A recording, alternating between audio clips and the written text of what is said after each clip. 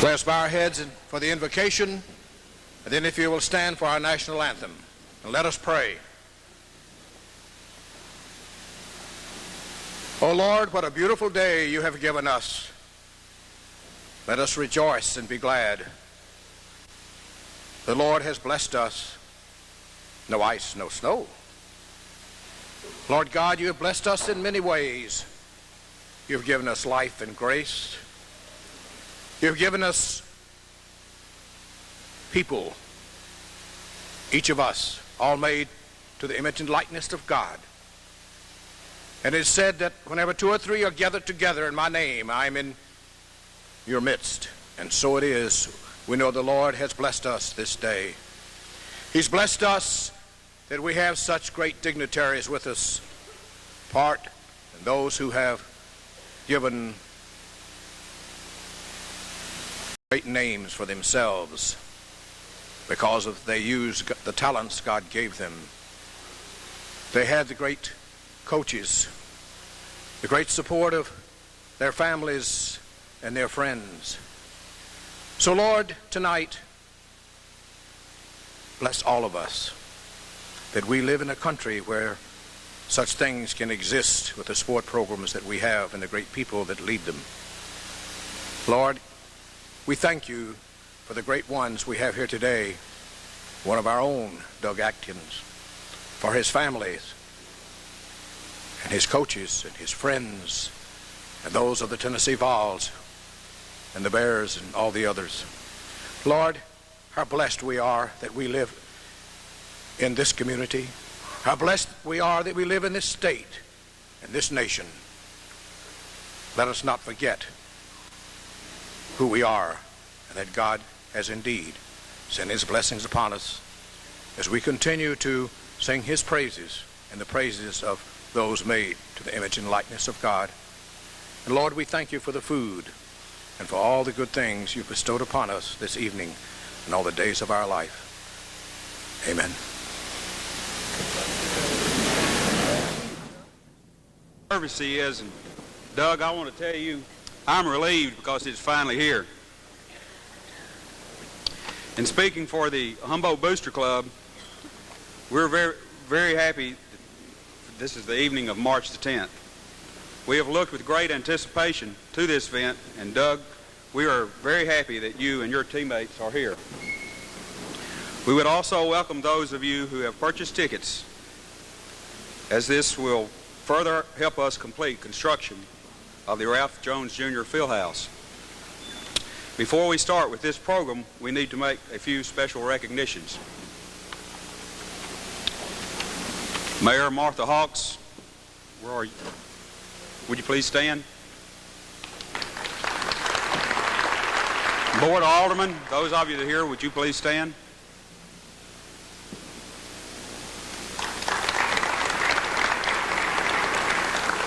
Superintendent Larry Sanders and the school board.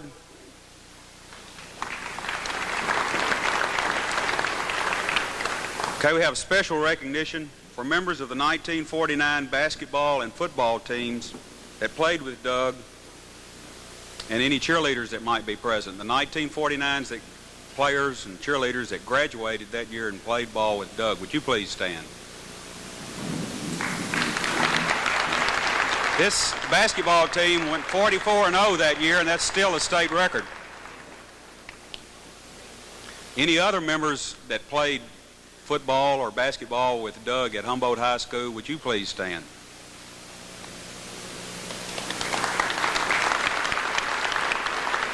Okay, at this time we would like to recognize some past and present football coaches. Well, as I call your name, would you stand also? Houston Herndon, Barthel Gray, John Underwood, Jim Poteet, and past and present really does go for Jack Kane.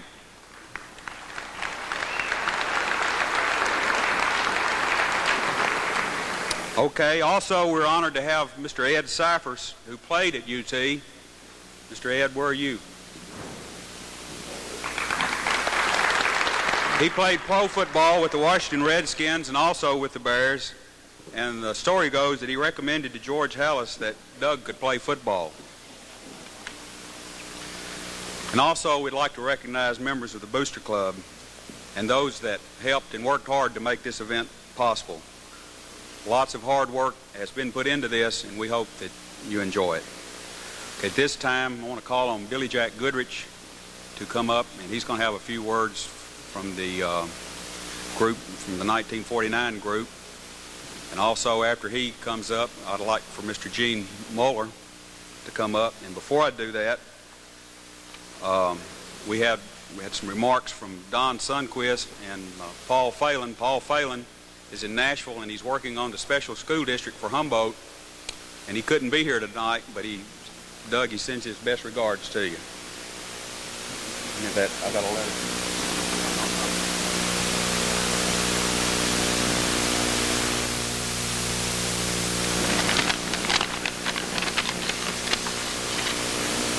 Congressman Don Sundquist, who is a candidate for governor, says, "Dear Doug, our mutual friend Jerry Matthews was kind enough to mention to me the salute planned for you in Humboldt today.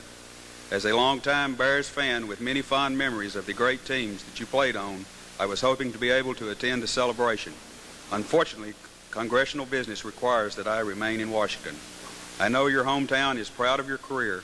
I am sure all Tennesseans appreciate and respect not only your Hall of Fame career in the NFL, but also your professional success and good citizenship. Many Tennesseans are proud to point to you as a role model for their youngsters. Doug, I hope to have the chance to offer my congratulations in person sometime when we are in the Knoxville area. I enjoyed watching you play football and am glad to be able to play a small part in this well-earned tribute to your life and career. With kindest regards, I sincerely, Don Sundquist."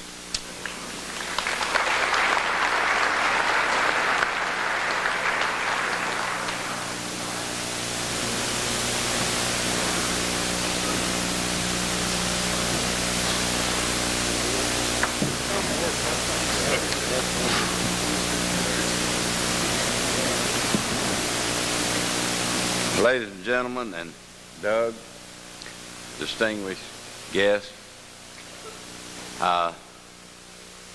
in 1947 and 1948, I had the pleasure of being the quarterback on the team which Doug was right in.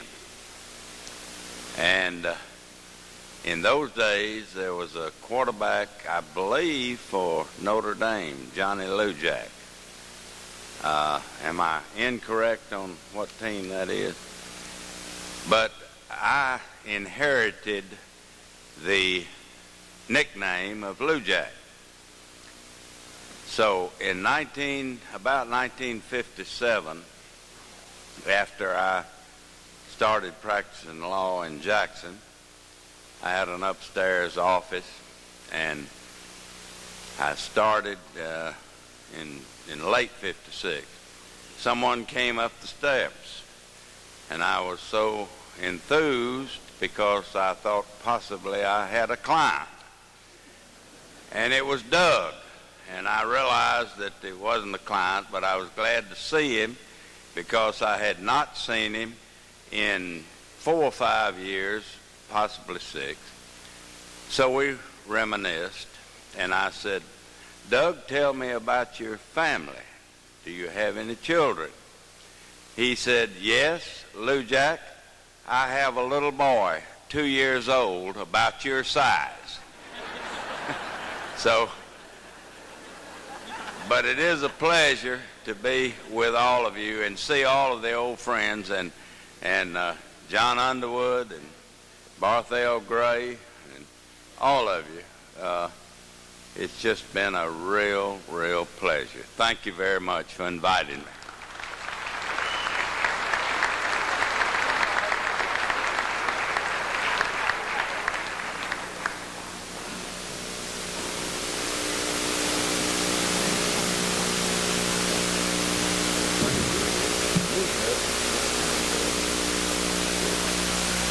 Doug, on behalf of the University of Tennessee Athletic Department, want to wish this congratulations to you from all the staff. And it's a great day, and it's a great honor for you. And for us to be part of your day is an extreme honor for us. I also got a little note here I want to read, Doug, to you. It comes, congratulations to you on your night of being honored. You are and always will be one of the greatest players to play the game. We are very proud of you to say that you are and always will be a volunteer. Sincerely, Coach Phil Fulmer.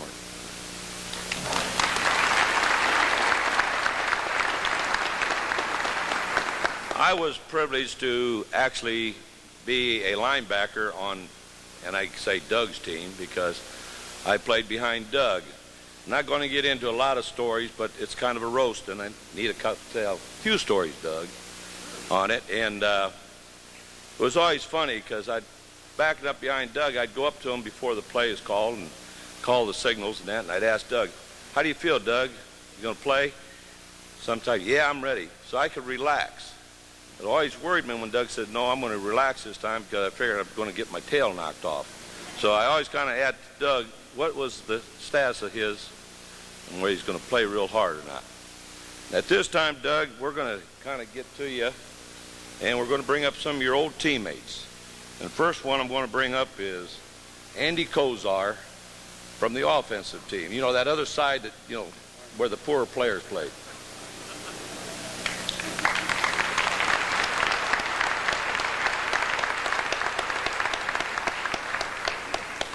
I'm not going to take a lot of time. We've got a long program if we all go into a lot of things that we know about Doug. I met Doug 45 years ago. I think I was about 12 years old at the university. But I've never met a more pleasant person. I'm talking about as a friend.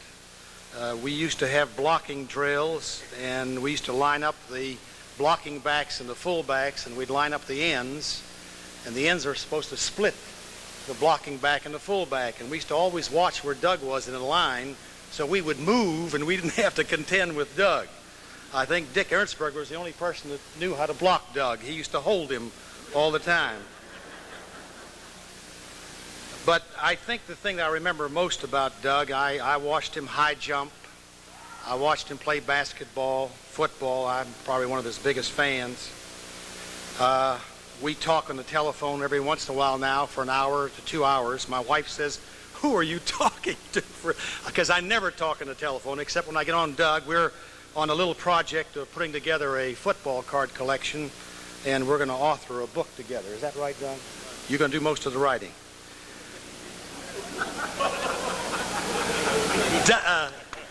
Doug, I think Doug learned early here in this area that the best way to deal with problems were to inject humor. And I think I never saw anybody who was so good at it all the time. I've got 10 or 15 stories. I sat last night and listened to all these bears talking about Doug, and then all these fellows from UT. There's a million stories on Doug. They ought to be written, recorded, and set down. But the one that I remember the most where he had put some humor and some of his strength that he had into it, we lived in the stadium dorm. How many of you have gone to the campus and know where the stadium dormitory is? We lived underneath there, and it was plush accommodations for me. I came out of western Pennsylvania where the bathroom, wasn't in the house. It was out back where it was safe in case we had a fire in the bathroom. But in that dormitory, we had bathrooms on either end of the hallways, and in the hallway itself, there were 3 pay telephones.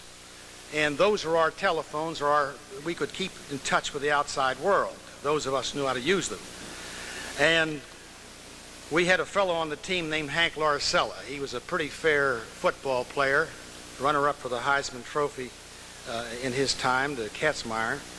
And he was a very popular man on the campus, handsome, talented. He could do about anything. And he got most of the telephone calls. Every time that telephone would ring, it would be for Hank Larcella. And anybody who was walking up and down the hallway would have to answer the telephone, and then they would call out to who the call was for. And Doug happened to be walking down the hallway this one particular day, and the telephone in the mid-hallway was right near Hank's room. And Doug answered the telephone, and it was for Hank, and he said, "Hank, it's for you." And Hank was very glib, and he was very funny. He says, "I'll take the telephone call in here." Doug said, "All right," and Doug proceeded to pull off the telephone off the wall. He threw the telephone into the room. "It's yours." And he went on down the line. He's pretty funny. Thank you.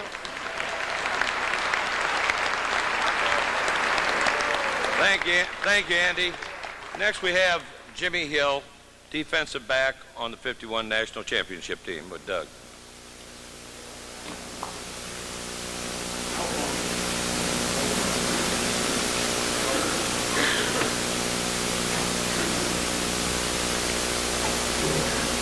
Doug, it's a pleasure to be here.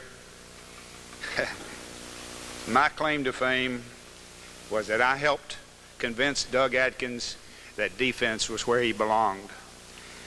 The other thing that impressed me about Mr. Atkins, he'd like to be called that, by the way,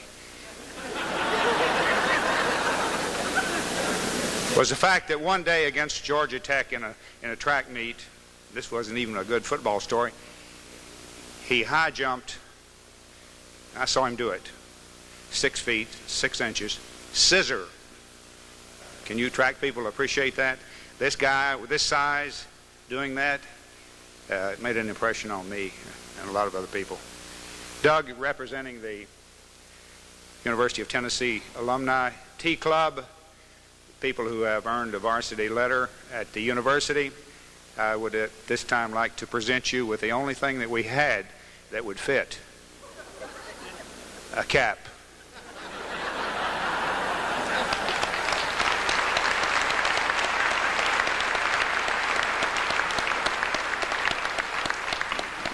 Next, another teammate, Sonny Seals.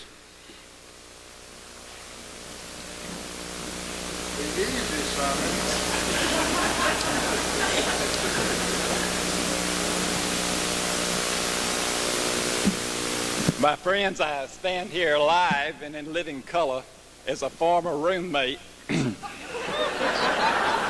I used to be 6'7". I weighed 312 pounds. Yeah. You haven't lived, especially you guys, you have not lived until you have roomed with Atkins. There was a time, and a lot of you young people might empathize with this. Doug, as a teenager, was concerned about his complexion. Very concerned about his complexion. He was looking in the mirror quite often in the room. And I thought I'd be helpful, and I was trying to make a splash and get on his semi-good side, and I suggested to Doug, I said, "Hey, I read where yeast tablets would be good for a complexion." Folks, let me stand here and tell you that it doesn't take a rocket scientist to know that yeast tablets is the worst thing you could ever use for a complexion. I looked at Doug the next morning, and I decided that I would leave the premises. Which I did, and I remained gone for about 3 days.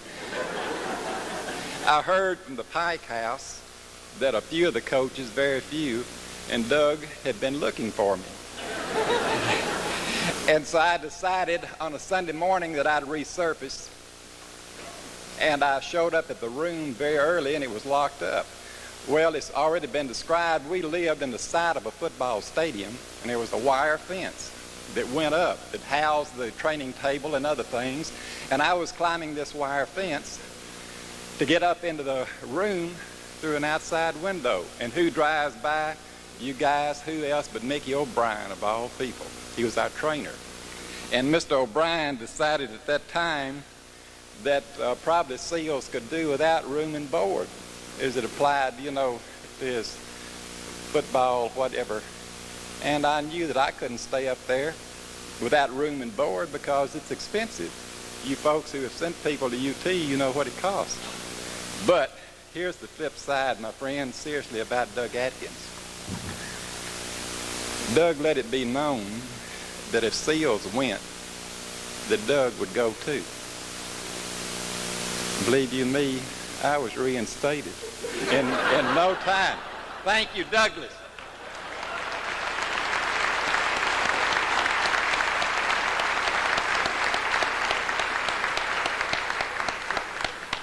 Next member we have is a member from your community here, Harold Johnson. I don't believe he needs any introduction for around this area.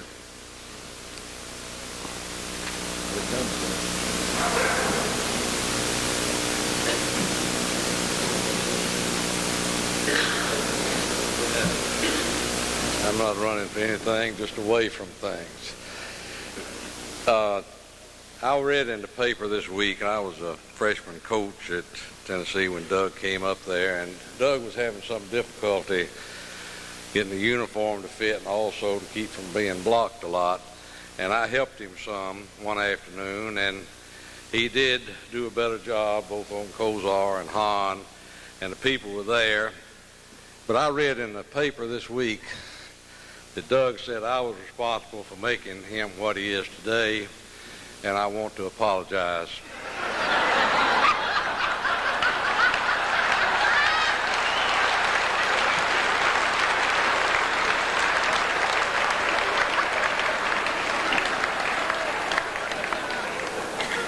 Doug, this is going to be the last of our group that's going to be speaking, but we kind of gave up a little bit of our time because of the stories he has, and we figured it'd take quite a time, and I think you know this man, Pat Shires.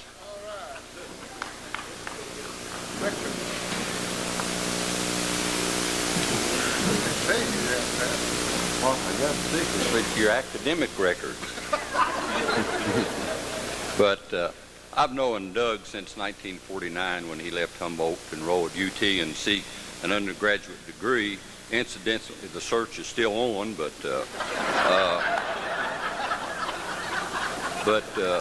Doug's a great pioneer and far-thinking individual, and we're up at Lower Gay Street in the B&J Social Club, I believe. It's sort of like Cherokee, but it's down on Gay Street, and this is 1951. And we went up here, and Doug was the first person to induct an African American into the UTT club. This 1951, think of that. As we're leaving the club, this big gentleman was back there, he's stacking beer cases. He had a scar from here to here, and this is Doug's first letter sweater. And he said, "Well, I sure like that sweater, man." And Doug said, "You got it." And he had it on before we got out the door, so you can see how far ahead he was looking toward the athletes of the future. And also, Doug was, I know something Johnson was saying, he's a playing coach. Played end the first 2 years, and they moved him to tackle. That means he's not going to intercept very many passes. So Doug would tell my good friend and his, Roger Rotroff, who was playing, he said, "Roger, you go in this time, I'll drop back and cover the pass zone." And I think he intercepted 2 or 3 passes. And sometimes, being a playing coach, he would drop down on one knee and watch as the play went away. And then when they lined up again, he'd move on down the field. But he had those, I guess, that potential to do that. And also, he always thought a lot of his teammates and looked out for other people, you know. Doug's been in a lot of business. He was in the restaurant business and his service station business and I think camping business.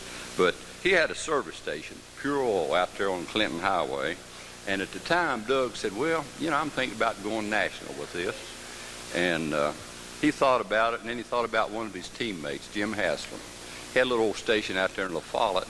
So Doug went out there and he told Haslam, he said, "Got this chance to go national, why don't you try it?" So Haslam did. He decided to expand. And as you know now, with Haslam, the pilot oil station all over here that you see, it's because of Doug Atkins, because he encouraged Haslam to go out there. Now he's on the board of trustees and sends a lot of money up there to UT. So it owes it all to Doug because Doug decided not to pursue the service station business. And another thing, when Kozar said he wanted to get him to help write that book, we were interviewing, I think I'd come back from service in 57, and we went down to Tennessee Valley Life Insurance. I think Governor Browning was the one that found it, and we were going down and we were applying for a job. So there's a Mr. Hayes Melson, he had us filling out these applications, and on there, you know, standard things, school attended and major and all that stuff. So if you ever played major college football, you probably majored football. But Doug put that down, and Hayes said, "No, I mean, what course did you take the most?" Doug said English. And he said, grammar or literature? He said, no, freshman. So it turns out that Kozar's going to get a lot more help than he thinks, because this man majored in English. But Doug's been a good friend all these years, and certainly a great football player, and I'm happy that I could be here tonight. Thank you.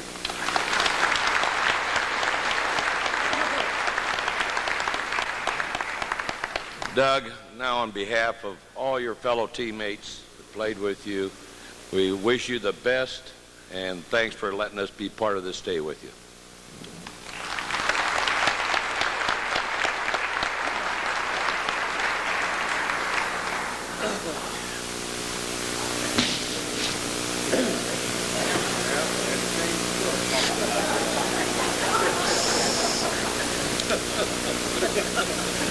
Ronnie.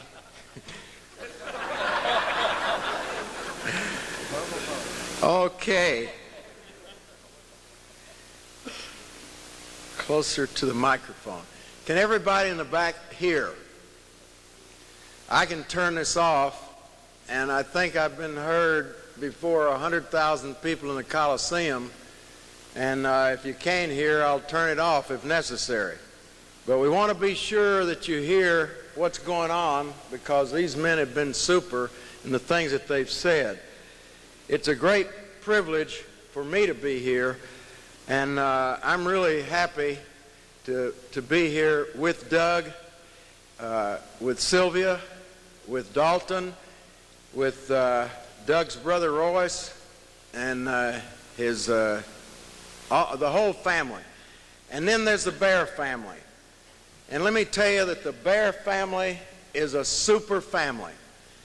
And part of my job is to introduce to you the Bear family that has come for this very special occasion. There'll never be another night like tonight. All of us have different lives that we lead all over the country, but there'll never be another night like tonight in our lives. And I'm just thrilled that these men and some of our wives have been able to be here. And so the way I want to handle it is like this.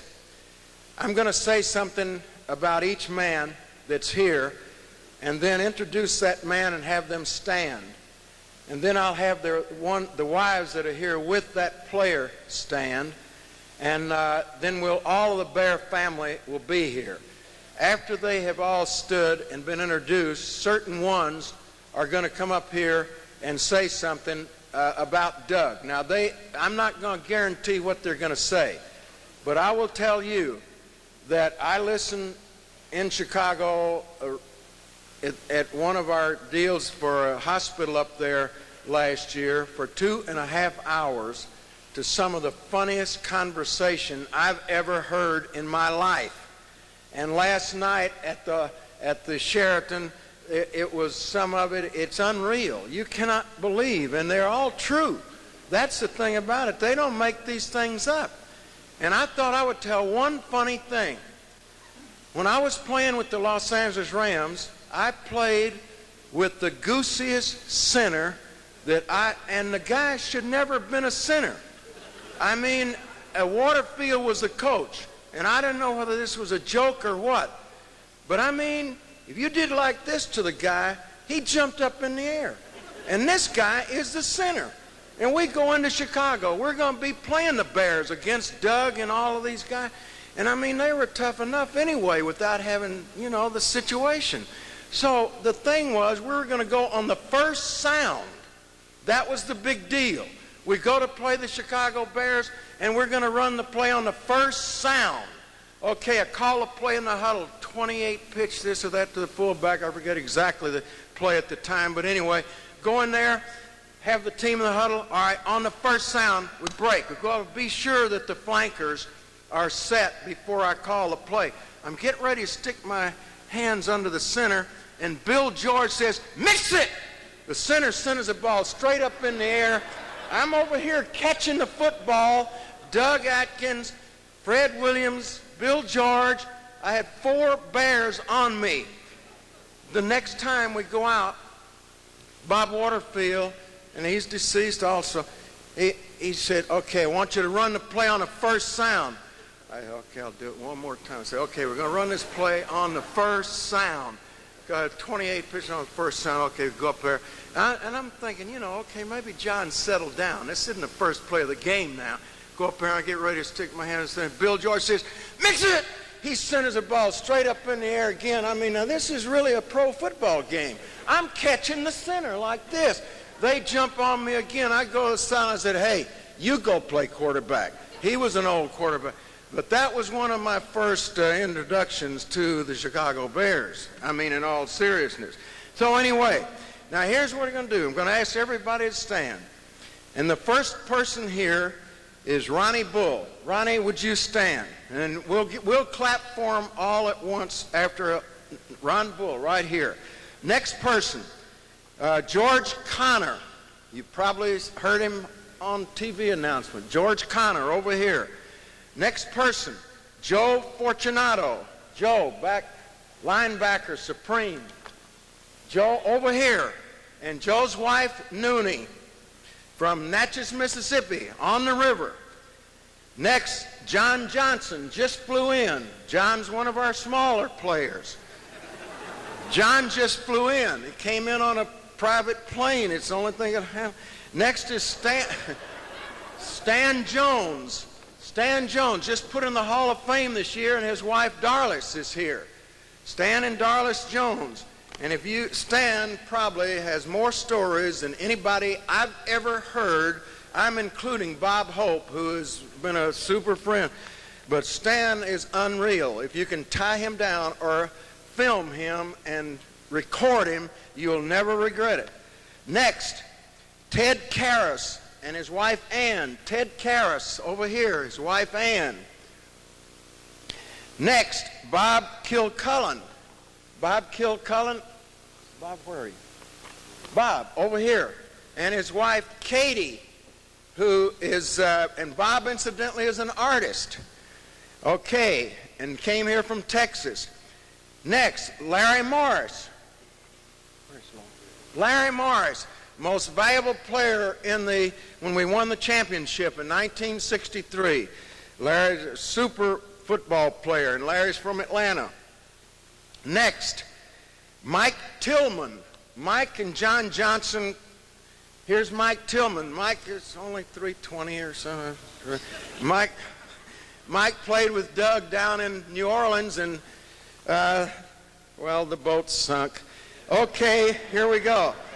Next, Maury Yeomans. Maury Yeomans, he gives me lots of problems, but he did come, and we're appreciative of it. And last of this group is Ed McCaskey and his super that he came and he brought with him. Ed McCaskey will have one of the ones say something later, but Ed is the chairman of the board of the Chicago Bears, and we are just totally honored to have him, but he brought with him. And this is part of what the Bear family is and done. He brought with him today Biff George, Bill George's son. Many of you know that Bill George died in an automobile accident, and Biff George, right here in the, Biff, would you hold your hand up? So this is Biff George, Bill George's son, and Bill George was such a vital part to the Chicago Bears. We're just thrilled to have them here. So I can't stop without saying I've got my wife here, Mary Ellen Clinton, and Doug's friend, Sylvia. Are you going to stand up now? Oh, and hey, wait a minute. My gosh. I can't believe it. Mike Ditka, and that is it. Give him a hand.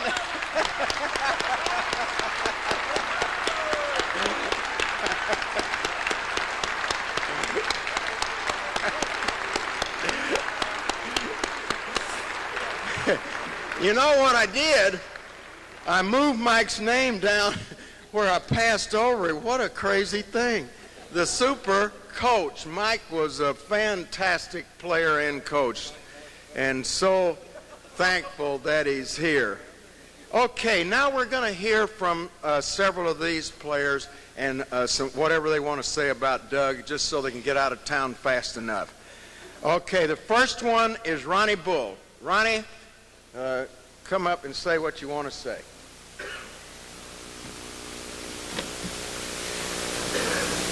Good evening, ladies and gentlemen. It's a privilege for me to be here. We talked about earlier when we were at the reception, they took us into a room and we all got together and tried to decide what we were going to tell about Doug.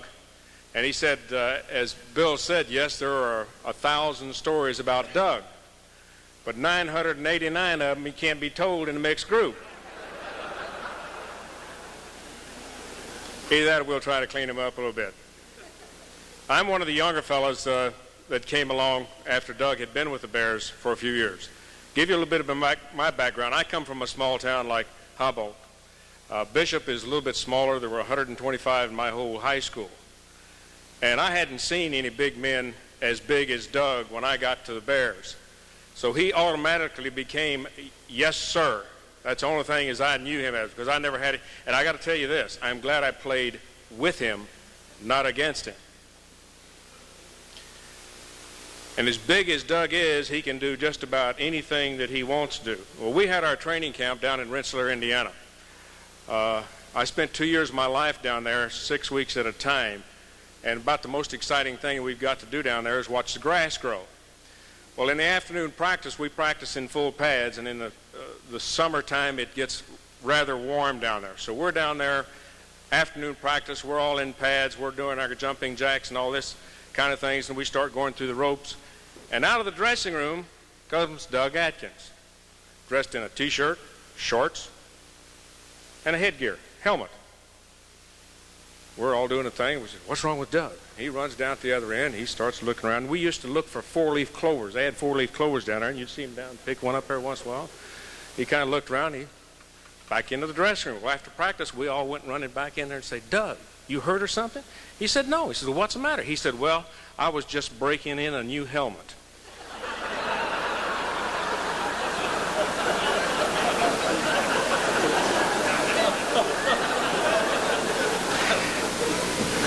And as I said before, as big as Doug is, he can do anything he wants to.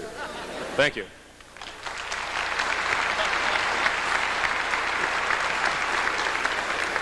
These are true.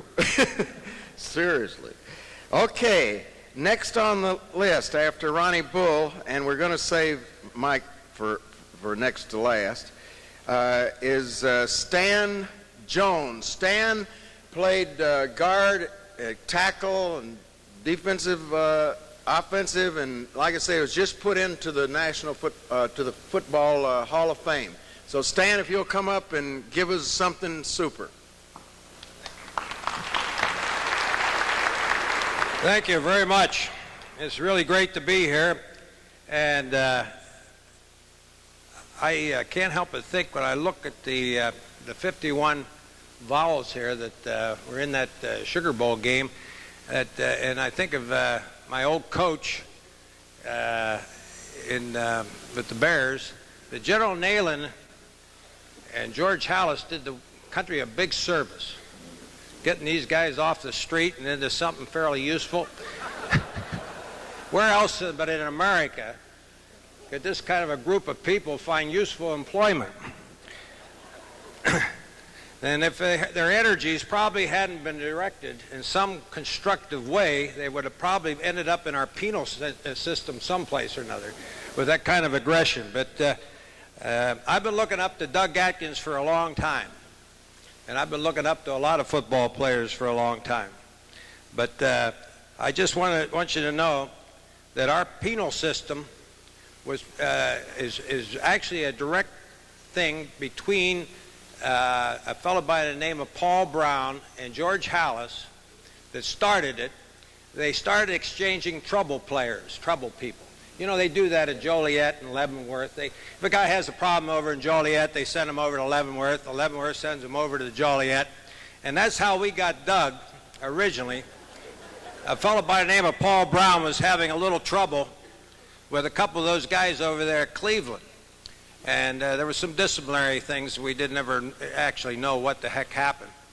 But it was a very similar thing that I think they picked up on in the penal system in the United States, where Leavenworth sends them over to Joliet, and Joliet sends them over. So we ended up with Doug Atkins, Kenny Gorgel, Chick Chigady, and a couple other, Abe Gibbon were a few. We sent them a couple problems, and it all came out even.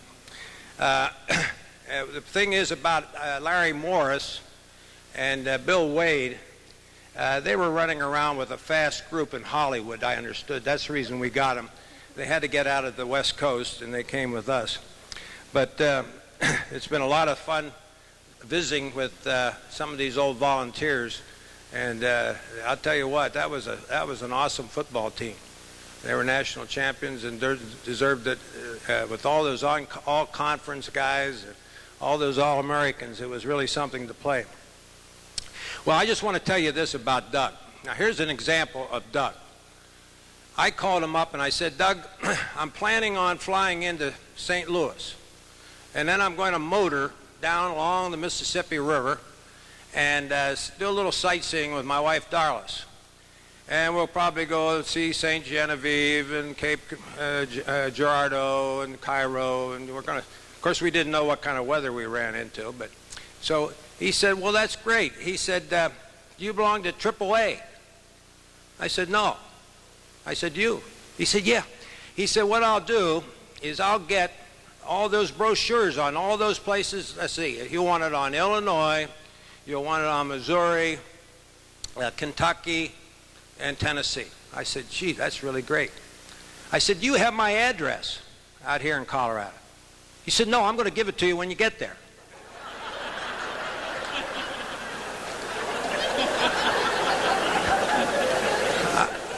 I don't know whether we can kind of look through it and see what we saw, I guess is why you look at it. Well, I want to tell you just a little story about Doug Atkins. There was a time with the Chicago Bears that it was a question as to who was running the Chicago Bears, Doug Atkins or George Halas. We had a fairly good year one year, and I'm in there to sign out at the end of the year. You have to fill in all your reports. I said, well, it was a good year, Coach, talking to Halas. He said, yes, but you remember that Doug Atkins, earlier in the year, questioned my authority as to who was running the team. I said, well, I'll tell you what thing, Coach. You made him so mad that he stopped drinking.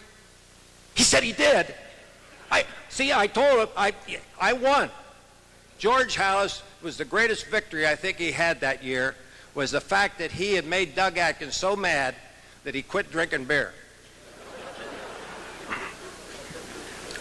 Then we had a halftime incident. Some of the players will remember. We were favored to win a game with a big score.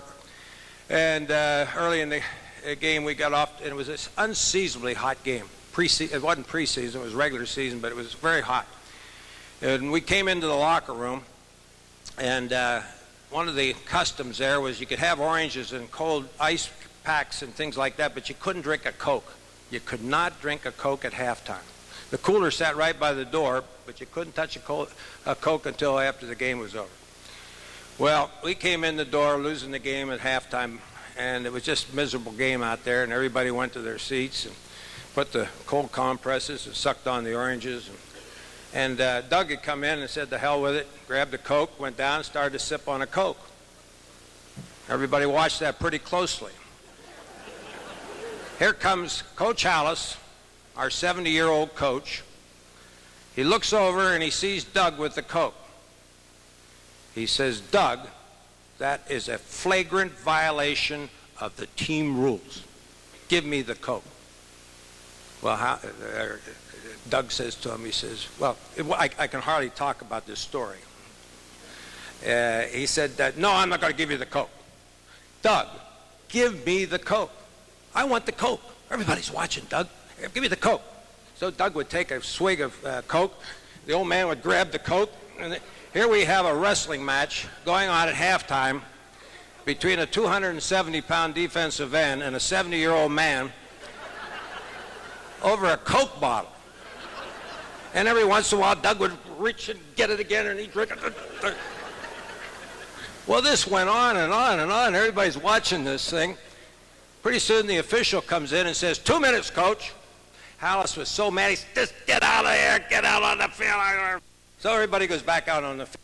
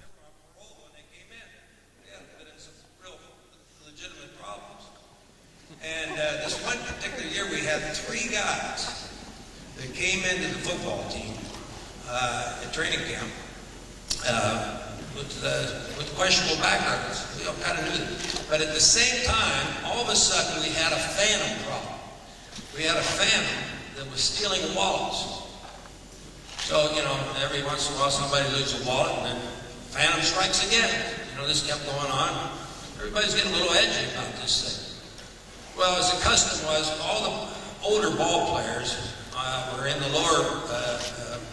lower floor of the dormitory, and George Hallis, the only people that he ever checked were the older players who were down on that first floor of this dormitory. And then we had another floor, next to older players, and the third floor was the youngest players. But Hallis took it upon himself occasionally to check rooms. Now, if you can picture Ebenezer Scrooge with a long nightgown on and his slippers, with his flashlight, going down the hall, and one of the first rooms he stops in is Doug's room. So he opens the door, walks in the door, and unbeknownst to George Hallis, Doug was behind the door with a blanket. He throws the blanket over George Hallis, a 70-year-old man, and he says, I got him. I got the phantom. And beneath the blanket, you hear, let me out. Doug, let me go, Doug. I got him. I got him. Of course, everybody on the floor is down there to see what the hell. He's got this guy. Somebody's wrestling. And he pulls the blanket off. He said, my God, I never knew it was you, Coach Hallis.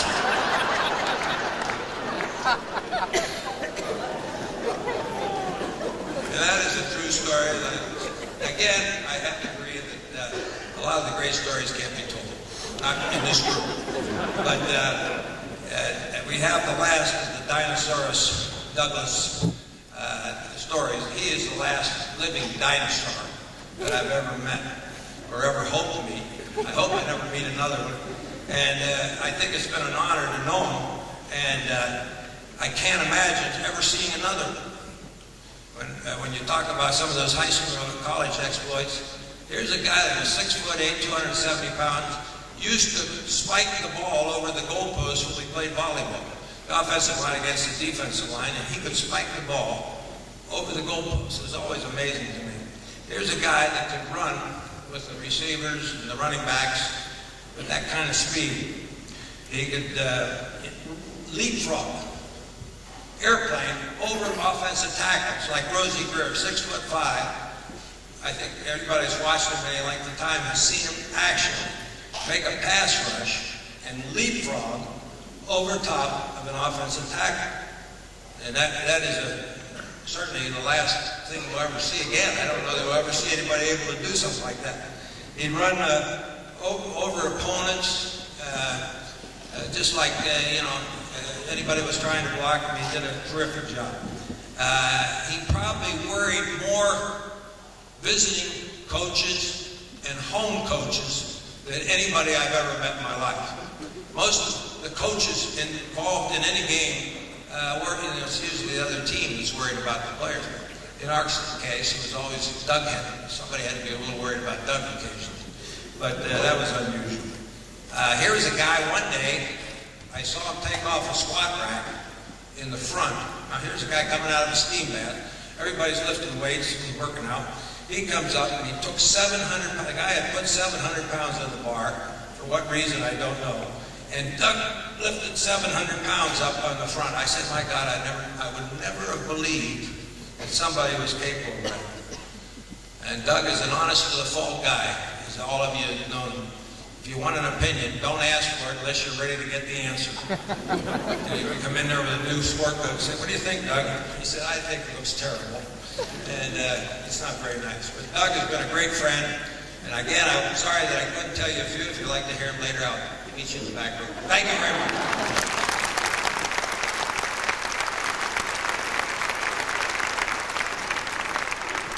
Thank you, Stan. And some of you may know that, or maybe you don't, I never saw a man lift weights until I met Stan Jones. We never had weightlifting. And he's the first man that I ever saw lift weights in football.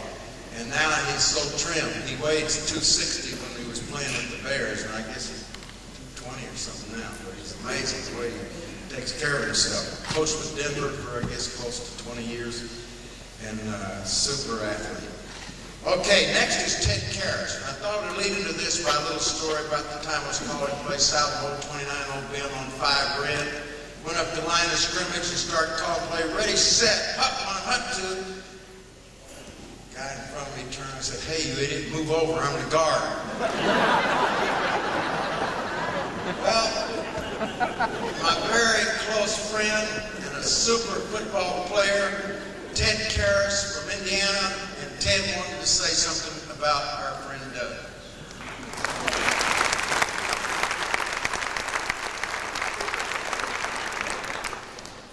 To me, Doug is more than just great football player. He was a great teacher.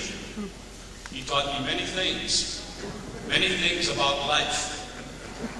Lesson number 1, he taught me the importance of keeping track and counting the number of martinis one would drink before a ball game. Lesson number 2, if you remember back in the 50s and the 60s, the airlines hired stewardesses that were single, they were all good looking, they would walk up and down the aisles serving coffee and Pepsi-Colas. Doug taught me how to pinch an airline stewardess's rear end without getting caught. True story. He said the secret is getting a seat on the aisle. I never heard anybody say anything bad about Doug Atkins. But when you're 6'8", 270 pounds, who in the hell had the guts to say anything bad? Thank you.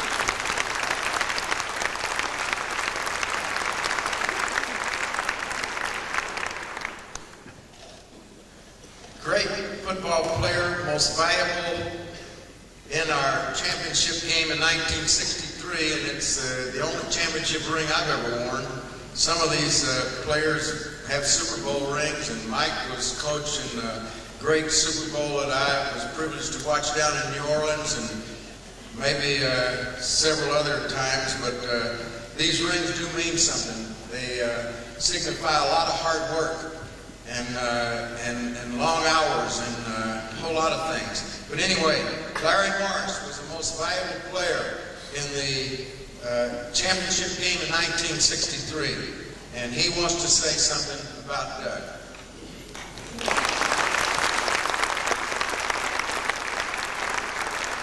Thank you. It's a privilege to be here, and we really thank you all for having us. And it's really our pleasure because we've had more fun and told more stories. They get bigger and better every year. Sonny, I can sympathize with you for being his roommate. I was his roommate for 8 years. It seemed like 15. But Doug, I negotiated. Coach Hollis paid me $1 a year. The rest of my salary was to room with Doug. But seriously, Doug, before I signed my contract, I was sure that Doug, I played right linebacker and he was right defensive end. Before I signed my contract, I was sure that Doug was going to be in the camp as we want to play. But being his roommate, he got after me about snoring. And he said, you snore all night, you kept me up. I said, I don't snore. He said, yes, you do. you, but I'm going to fix you. I said, well, I know. So that next night, we went to bed, and I got in my bed, and Doug came over and kissed me on the cheek. If you ever try to go to sleep with both your eyes open,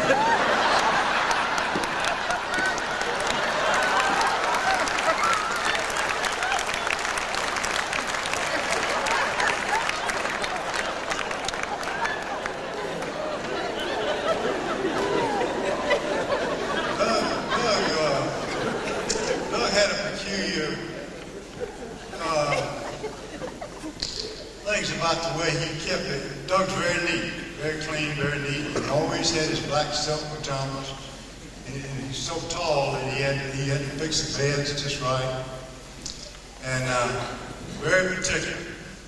So one night, we were out in San Francisco, and we had won a ball game after we lost every exhibition game, and we were at the Palace Hotel, one of the nicest hotels. So Doug had been out, and I stayed in the room, and 4 or 5 of them, and we had a tackle named Fred Williams, Fred from Arkansas. And Fred came back to our room because they were having a party in the room next door. Well, Fred was about half gone, and he was tired too, and he was laying there on Doug's bed. Well, Doug came home a little while later, and he wanted his bed because he was particular about his bed. So he told us, Fat Fred, he said, Fred, get up. Fred wasn't about to get up. He was snoring, going away, and so finally Doug started rocking him. He said, Fred, get up, Fred. I want my bed. Go on. I want to play with you. Fred still lay there in the bed. Finally, he just rolled old Fred off in the floor. And Fred running. And I said, Doug, you can't leave him on the floor. He said, no, I'm going to take him to his room. So we went in the restroom and got him a towel and put it around Ted's arm. Put it around Fred's arm, and he was going to drag him next door. Well, Fred had taken his clothes off, and all they had on was his box of shorts. And as he dragged Fred across the floor, you can imagine what happened. And he got him to the doorstop, and Fred, he couldn't get Fred around the doorstop. He said, Fred, I got you this far. You're on your own. There were people going up and down this nice hotel, and I said, Coach Hallis was there. The detective's going to be here. And I was laughing so hard. Finally, I went and got Fred, and I got him in his room. Well, the next morning, about 6 o'clock, I heard a knock on the door. It was Fred. I said, Fred, what do you want? He said, they'll leave my clothes in here. I said, yeah, they all go to bed. I said, what are you coming in at 6 o'clock in the morning for? He said, you know, I don't remember getting hurt in the game, but I think I got a separated shoulder.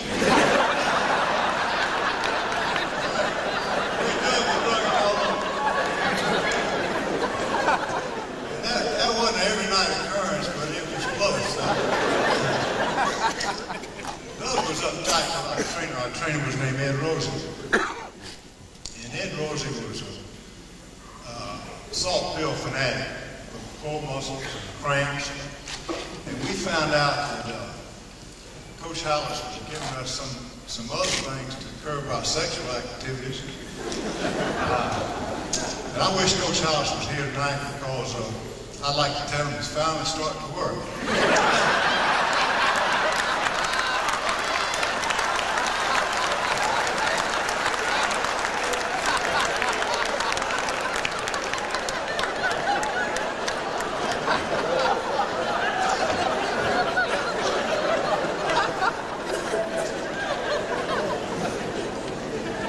It was a privilege and an honor to play with Doug.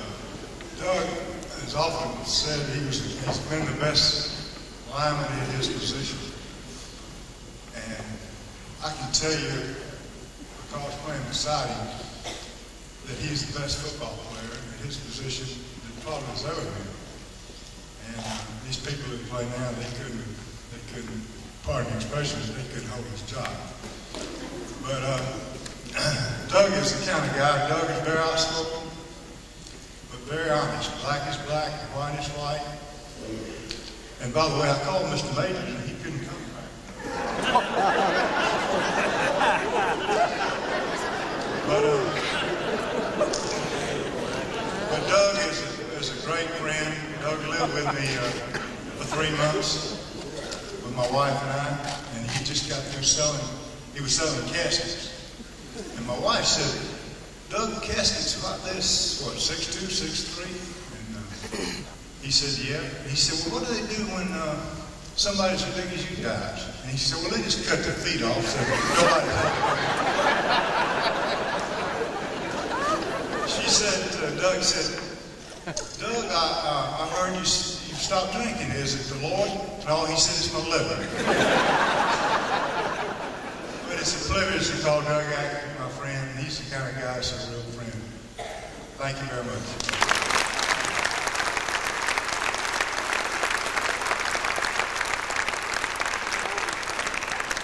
We have one man who's come here via train or trains from Montana, actually, but he played with Doug in New Orleans, and I don't know what he weighs exactly, but it's something over 300 pounds, and he wanted to say something about Doug, and that is Mike Tillman. Mike?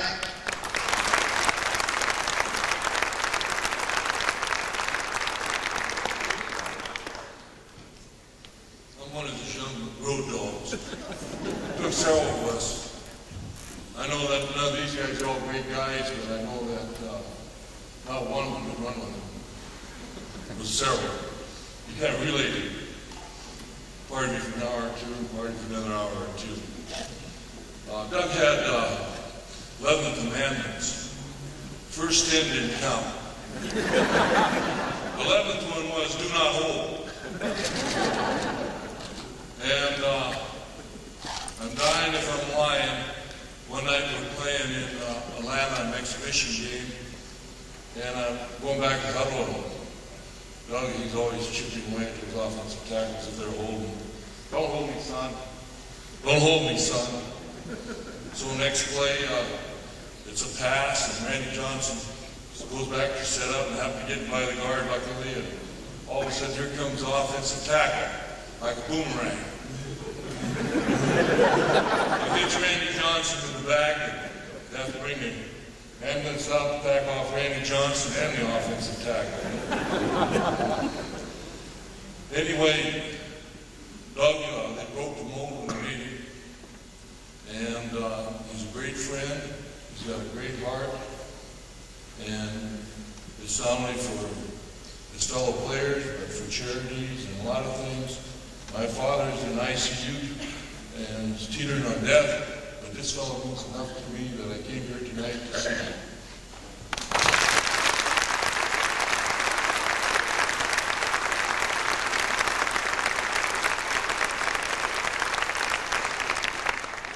Incidentally, Mike played with 4 NFL teams and was a very, very tough football player. As you can tell, he could just take a line like this and crush it, you know. Now, I really never mean to leave out Mike Ditka. Mike and I started with the Bears together in 1961, and I really enjoyed watching his career. Super football player, to me one of the best coaches ever, and now he's announcing on television, and I think he does a great job with that. And what a great, really honor that Mike has come here tonight to be a part of this program honoring Doug. So at this time, we want to hear what Mike wants to say about Doug Atkins.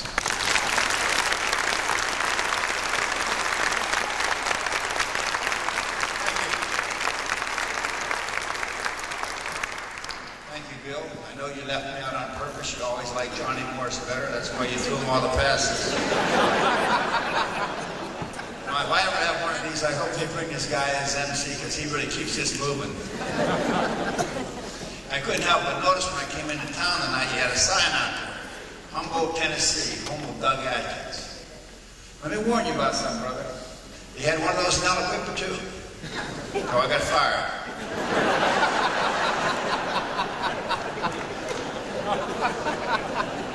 Doug had moved on from the Bears, and I had moved on from the Bears also. I ended up with the Cowboys the last part of my career, and I played against the Saints.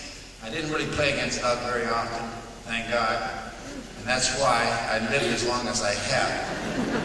But I did the one thing that Mike talked about.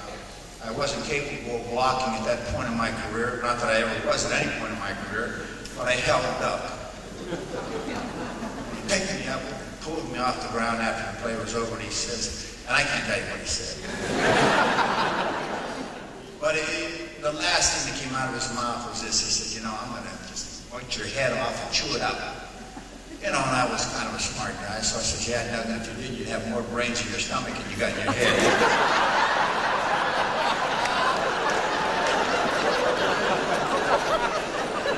Needless to say, I faked an injury. I never played another play. He's a very enterprising guy. You know, he's done a lot of things in his life, and I guess, I don't know if you people heard, but I know he's got a new business going there. He opened up a new veterinary business.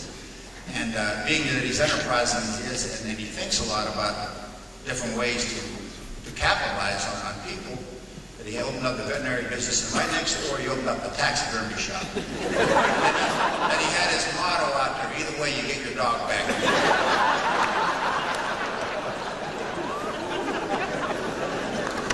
I was with Doug out in Santa Anita, California years ago when Doug had a fainting spell, and we're not sure what caused it. He had a fainting spell, believe me, and he swore off that he was not going to drink for a while, and then he kind of backed off of that. He said he was only going to have 2 drinks a day, and at last count, he's now 54 years ahead.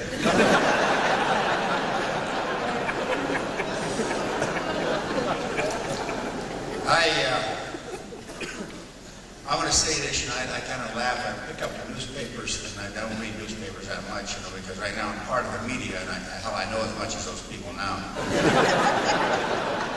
I would only known that much a couple of years ago. I'd be a lot better off. But I read about these players today and the amount of money they make playing the game of football.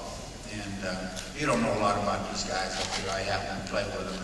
And I happen to play with other great players through my career and admire and respect every one of them. I happen to coach a lot of good ones too and respect and admire them. It's kind of interesting because Larry Morris probably said as well as anybody, in a day where you hear the name Reggie White tossed around, who was a great player from Tennessee, just a great outstanding football player. And you hear some of the other players tossed around who are defensive linemen in the league who've been outstanding football players.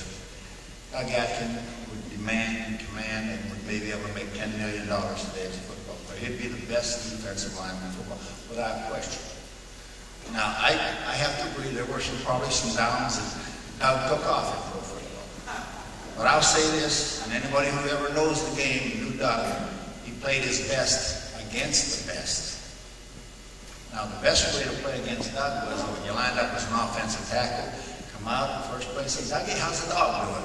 You had a chance. Ask him about the dog, ask him about the family, you had a chance. But if you tried a tough guy, they'd kill you. We played the Pro Bowl one year. There was a guy named Dick Shafrath who was an all-pro tackle from the Cleveland Browns. And I don't really know what Dick did wrong to Doug. I have no idea. But it was the most amazing thing anybody had ever seen. Dick Shafrath never blocked him once. Not once in a football game. Doug was named most valuable player. We won the game. Shafrath was a mess after the game, but I happened to be on a plane flying to Las Vegas. I went down to visit my mother there. Actually, it was my money, but and Dick was riding with me, and he was just beat up as could be. And so he says, "What do you want to do?" I said, "Well, I'm going to take a shower, and I'll meet you and we'll have dinner." And I was in Vegas for 3 days. Dick never came out of his room. That's what the guy can do to you.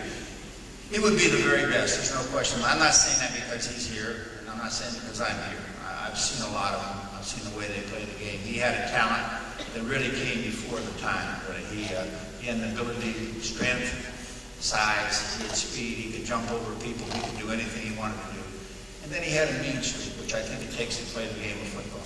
If you don't want to be, if you don't have a mean streak in you, then you might as well not do it. I mean, you can be a dance instructor or something. I think the greatest thing you can say, I've always tried it in my life. I've always said I try to do it my way, and I always thought my way was a good way. But I think about Doug, I would say this: what And I hope you like it, because if you don't, I'll get out of town.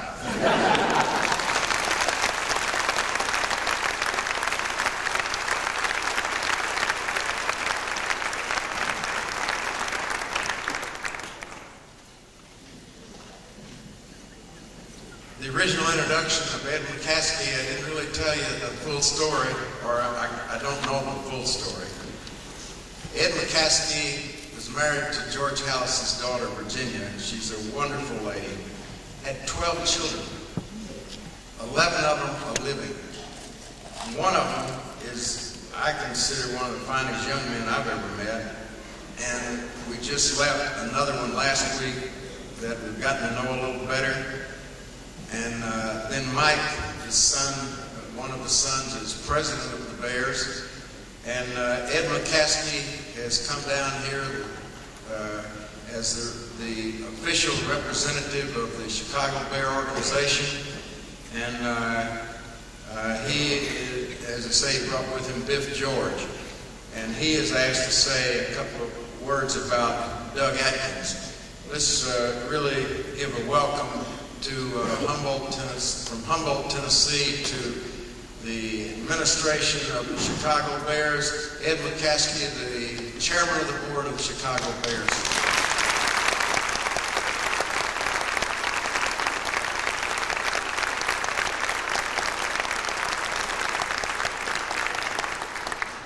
Thank you, Bill.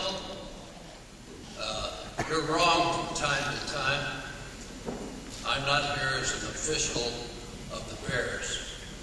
I'm here as a friend and admirer of Doug Atkins.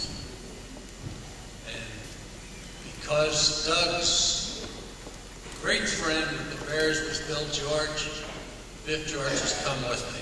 And I'd like to thank you, Biff. And I'd like to thank all of you folks for making all of us so comfortable at home here. The food is great. You've all been very kind. I've had some experiences with Doug. Not like these fellas. I'm not an athlete.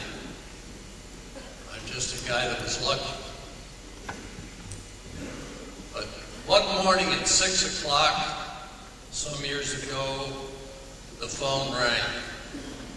Mr. McCaskey? Yeah, Doug. Yeah, Doug, what's the matter? I just talked to Bill George. I said, well, is everything all right? He said, oh, yeah, everything's all right. Last night they put me in the Hall of Fame. Bill George says I have to have a presenter. So write 2 speeches, one for you and one for me.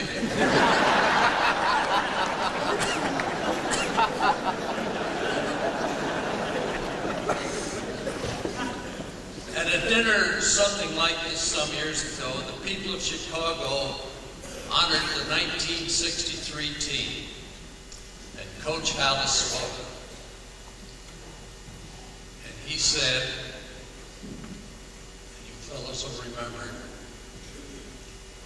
the greatest defensive end I ever saw was Doug.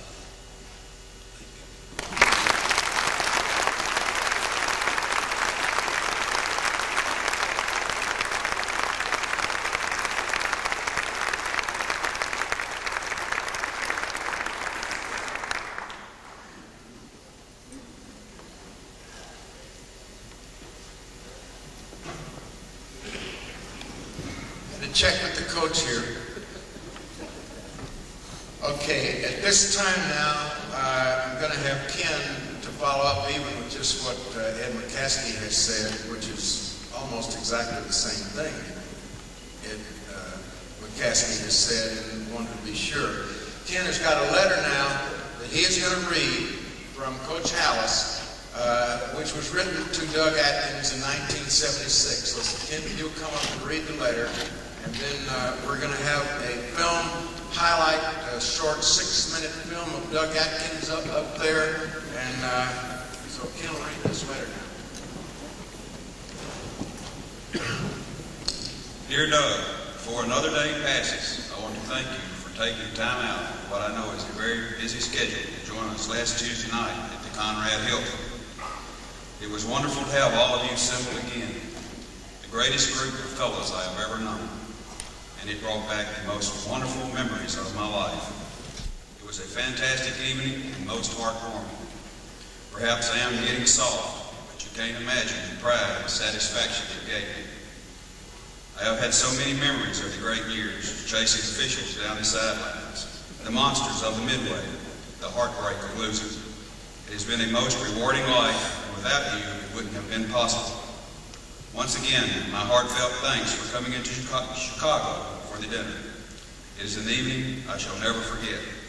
I hope that all goes well for you, and I look forward to hearing from you from time to time. With deep appreciation and kindest personal regards, I am sincerely yours, George S. Hallis. And then at the bottom of the letter, he says, P.S. In his handwriting, he says, and I'm pleased to repeat, you are the greatest defensive end in all of football, George S. Hallis.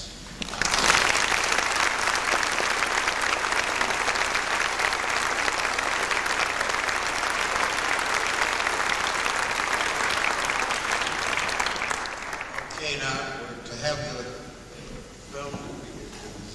We got the films ready to go.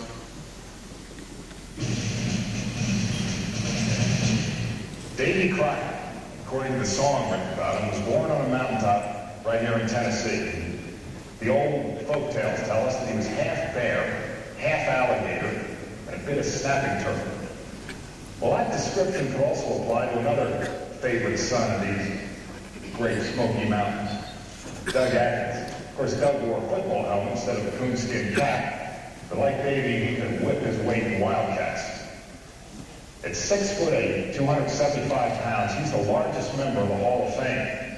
And a whole generation of pro football players will tell you that Doug Atkins is definitely more muscle than myth. His shoulders and arms were massive. He had great big arms and shoulders, man. He's visited me on occasion here in Nashville, and he would walk down the streets, and people still look up at him and just look at how big he is. He had an arm that was like a leg. You know, his arm was about this big, and biggest arms I'd ever seen in my life. His guy was 6'8", 280 pounds, and just all muscle. He could high jump 7 feet. He could beat you any way he wanted to beat you. My first recollection of Doug Atkins was when we played the Bears in an exhibition game in 1965, and Skoronsky was the offensive captain. I really looked up to him. So when he came here before the game, he said, look, here's some things I want you to remember. Number 81 is Doug Atkins. He's 6'9", he weighs 265 pounds. He said, don't cut him. And if he falls down, you help him up and say, nice play, Mr. Atkins. This is not a joke. And I'm not kidding now, because if you cut him on his knees, the first thing he's going to do is kill you, and then he's going to kill me. For 17 years, Doug Atkins played defensive end in the NFL, leading his wake a trail of flattened quarterbacks and trampled blockers. In Chicago, under the strict tutelage of Coach George Hallis, Doug was a rebellious student, the kind that got A's on tests and F's in reporting, and took equal pride in both. I was having a little weight problem. Someone suggested that I drink martinis, but they would dehydrate you. I like drinking beer, give you a good appetite. So I started drinking martinis. I didn't have any weight problem, but they didn't tell me how to drink. I'm a struggling to make you get into it. I can tell you that.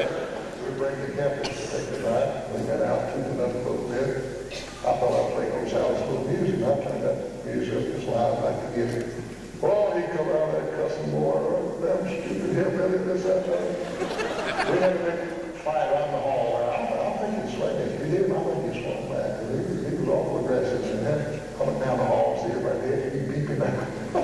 He was probably the only guy that had enough guts to battle George Hallis, because Doug was, he was a tough guy. We used to have bed check with the Bears, and none of the assistant coaches would dare go in his room. He was free from bed check. And probably that was a good rule, because there might have been a couple of dead assistant coaches. When Hallis had training camp in Rensselaer, Dick and Doug pretty much what they wanted to. Hallis would come on the field and say, "Where's Doug? Where's Doug? We're having defensive drill. Where's Doug?" And Doug's on the tractor over there in the cornfield. He's got his shoulder pads with a baseball hat on, plowing the corn patches in Rensselaer, Indiana. Nobody expected Doug to be a normal practice person. I mean, nobody. It just didn't seem like he was going to practice like everybody else, especially after the season started and he started getting beat up a little bit himself. He just didn't feel like practicing. You just always felt like the best thing to do was just to say, "Doug, go get the quarterback."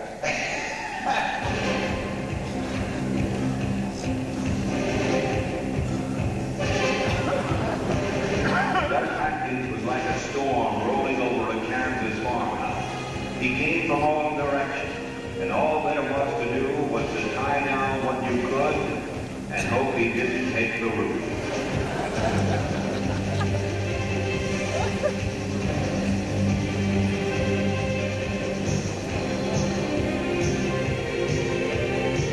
The legend of Doug Atkins, like the legend of the Loch Ness Monster and Bigfoot, often strains the bounds of credibility.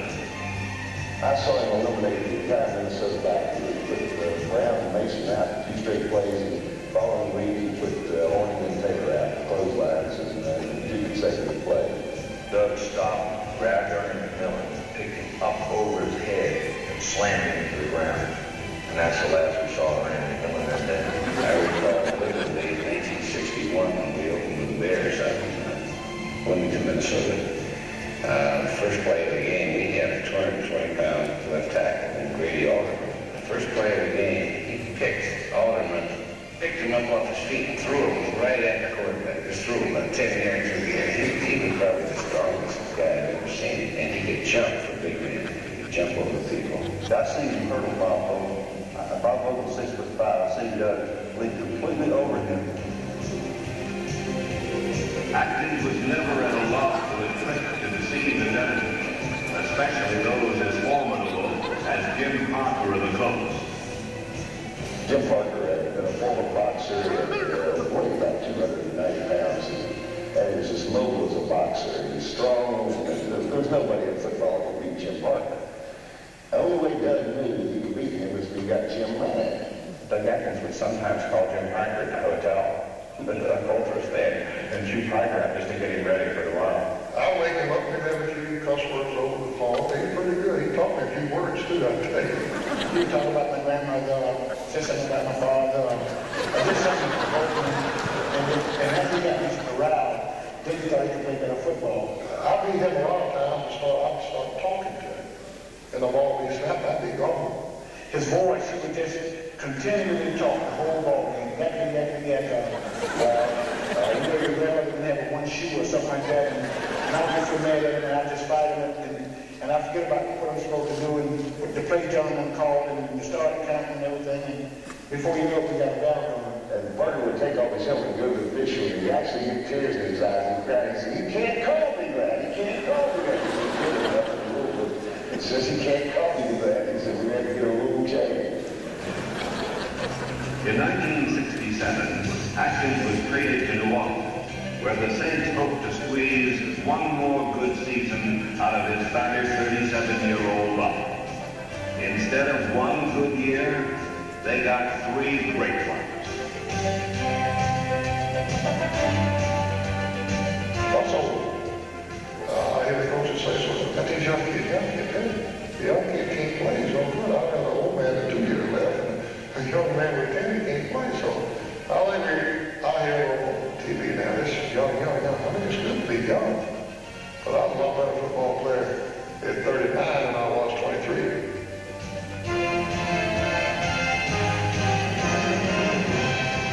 In 1968, Doug received the first Vince Lombardi Award given to the most dedicated player in the game. At the award banquet, he wore a tuxedo for the first time, a tailor-made one, size 56 long.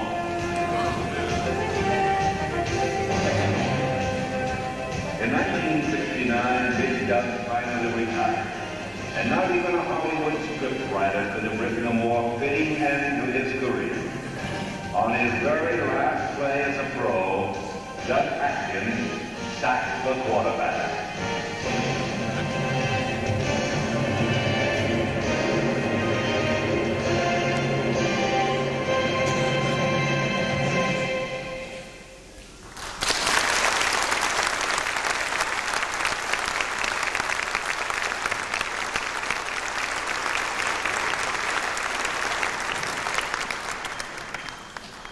Well, now it's time for Doug to have his chance to say what he wants to say. And all of you have heard that he's going to say what he thinks, and we're really looking forward to this. Now, we couldn't hear everything that's been said back here, but we are really looking forward to hear from Doug. The first time that I saw Doug was as an opponent, played against him when I was with Vanderbilt University, then with the Rams, and they always said if you can't beat them, join them. And Fred Williams used to say we beat the Rams 9 consecutive times, and then we had to get their quarterback. Well, Doug, I am sure thrilled to be on your side, and tonight is a great honor for me to just be a very small part of this. And let's give Doug a standing ovation.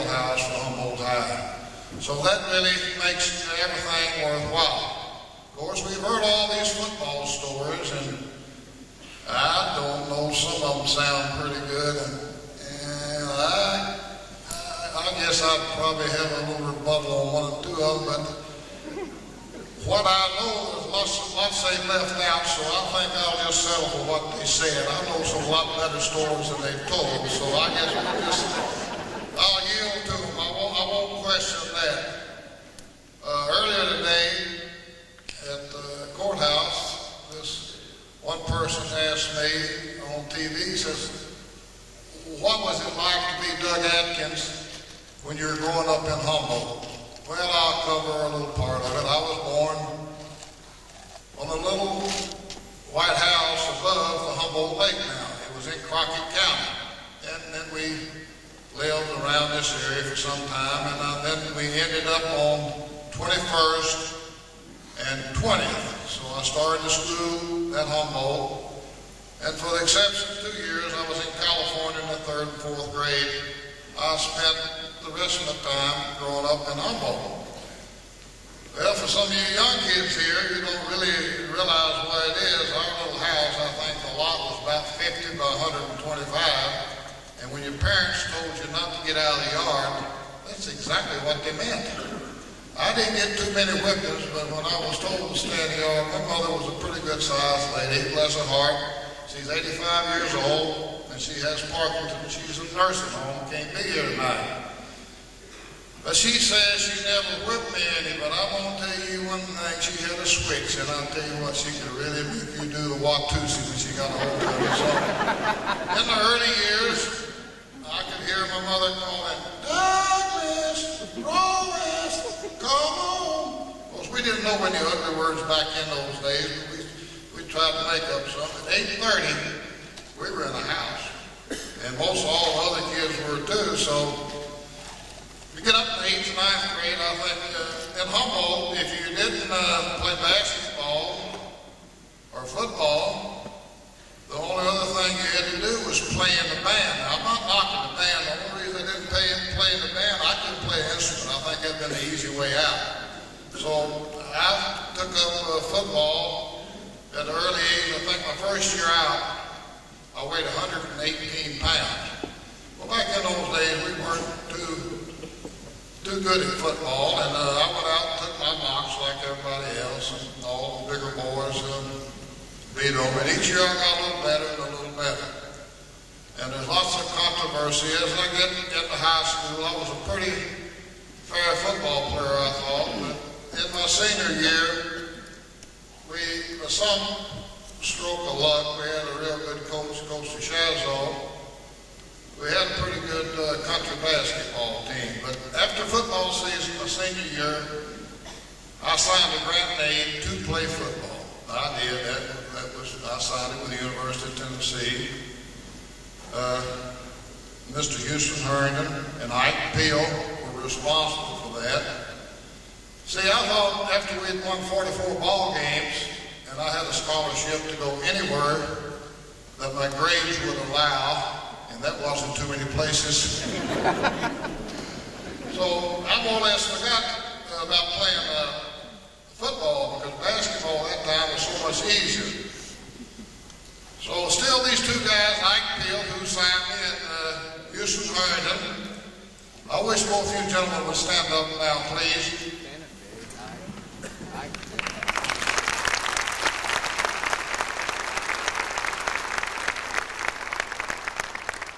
You know, for so many years I thought you people were wrong, but I'll have to admit, I guess you were right. So really, I went to the University of Tennessee, and the only thing really that we had here to practice with was one dummy, and you'd stand it up, and everyone to get in the line and run and block it. That's where Andy comes in. So the first day, they said, Doug, we talked about where I was going to play basketball or football, this, that, and the other. They said, Ike told me this, and he had a reason for it, I guess. He said, Doug, as long as you come to Tennessee, he says, well, why don't you just go out for football? If you like it, good. If you don't, you can play basketball. Well, that ended not completely true, but that's the way we went up there. So, first day or two out, they put a big dummy on me, and we had Andy Kozar, was a pretty fair country football player in his day, and a guy named Jimmy Hahn. So it was my time to come up. So what you were supposed to do, they had a tailback line. I was supposed to split these two guys. I was supposed to watch a quarterback. So I do what they tell me. I step across there, and I didn't know it was Andy. I didn't know anything about Andy or Jimmy Hahn. They hit me and carried me about 10 yards and dumped me on my back. So I'll tell you what, I was about ready to head for the basketball court about then. So Harold Johnson, Ben from Jackson here, of course we never could play Jackson in football. So he said, Doug, kneel down here. After time two, after I just got the devil beat out of him, I guess he felt sorry for me. He said, Nayland will let you get on one knee, take your headgear off. But he said, take your headgear off, get on one knee, look straight ahead. He said, I think they're going to kill you. I said, Harold, I think you're right. He said, Doug, don't watch the tailback, don't watch anybody. He says, when you do what you get across there, your steps, just pick one on the left and one on the right, and try to lower your shoulder if you can. I mean, I wasn't much of a football player. I had to develop a long time, either develop or get killed one. So each time I would go back and talk to Harold Johnson. He says, you're doing a little better, and then all of a sudden Nayland said, touchdown, touchdown. I kneel back, Harold, he said, Doug, don't worry about the touchdown, just keep going. Well, then Jimmy Hill, he'd come up, I mean, even before the ball got in my hand, he was cutting us in two. I mean, you know, they use us as dummies in football. So really, I guess, they let me out to play basketball. I had a pretty good year, but we soon forgot the basketball end of it, and I concentrated on football, and I'm sure that was the best thing because I traveled with the Detroit Vagabonds for about 3 months in a different hotel and a different place every night, especially when you're rooming with Bill Spivey, who was 7'2", and I was 6'7", sleeping in the same standard size bed in the $4 hotel room. You're going all over the country, so really I think football was the best. Well, I guess you've heard about all the other stories in football. It's been good to me, and of course I have 2 knees completely gone, lots of bumps and bruises. But the only thing I want to say tonight, that I appreciate the Humboldt Athletic Boosters Club for making all this happen. Now, I don't know how they got all these people in here. I tell you what, they're busy, and they're a fine group of people. Some were sick, some had other obligations. And the boys from Tennessee, they had the tournament and their duties going on also. And then your local boys on the high school team, cheerleaders, and everyone. I tell you, this is really, it's been a nerve-wracking deal. Somebody says, why are you nervous? He says, just go there and relax. Well, I've had calls from all over the country. Thanks for inviting me to leave it on the answer. So thanks for inviting me with some kind of remark. And I said, well, I don't have a whole lot to do with it. I might answer a question or two, but I said, the people in Humboldt are handling it. Oh, yeah, I know, you just didn't want me to come out and do. But we had, if we had gotten all the people that wanted to come here tonight, how they found out about it, I don't know, for grapevine, we'd have a whole bunch of more people up here, but they decided to cut it off. Well, I just want to appreciate everybody and to tell you that I'm awful proud to be from Humboldt. Not only Humboldt, but to me it's Milan, Trenton, Medina, Gadsden, Jackson, in the surrounding area. I always try to keep up with things going on in this area. And most of all, I want to thank you people for coming out here. This is probably the largest roast that I can remember unless it's in some large city. And this turnout has been unreal. And the work the Booster Club have put in on this, I know they've had lots of hours and hours and hours. And I sure do appreciate it. And then again, I appreciate all the athletes who took their time out, a lot of them are busy, to make this a special night. And I'll always remember it. Thank you.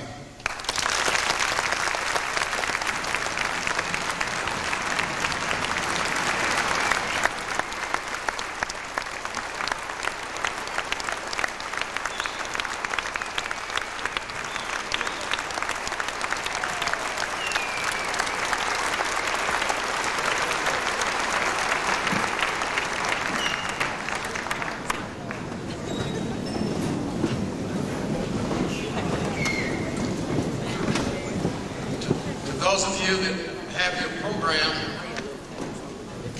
we have a few more things to do here tonight, and I wanted to say something though to all of you that know that Humboldt and Milan are big rivals.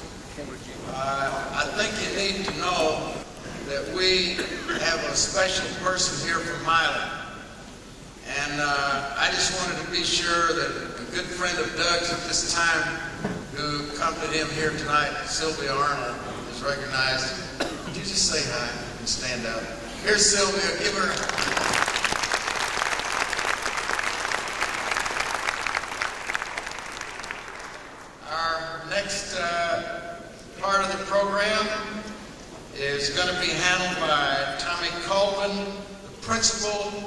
Humboldt High School. And Tommy, where are you? Okay. Thank you, Mr. Wade.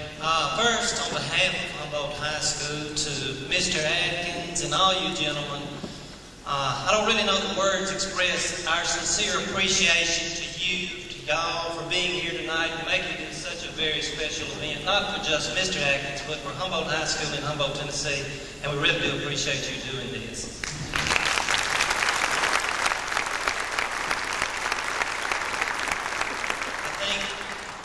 One of the greatest things that's been shown tonight is the camaraderie that has been developed between these men through athletics and the competition. And for the young people that are at our school that are here, you see some of the things that, besides winning and losing, that you see have developed for these men through the years, the friendship, the dedication to each other, and I think that's one of the neatest things that's been shown here tonight. What I'm up here for, while our booster club was on this roll, they had a brainstorming roll back several months ago, and I really don't know who was responsible for it, but they got on the roll with some awfully good ideas. And in conjunction with this event tonight, someone came up with another very good idea. Our stadium has been named after a past prominent Humboldt citizen, Dr. Harold Barker, who was very active in athletics. So tonight, we are going to officially, and it's been in front of the Board of Education, so it is official, that our field will be dedicated and named the Doug Atkins Field.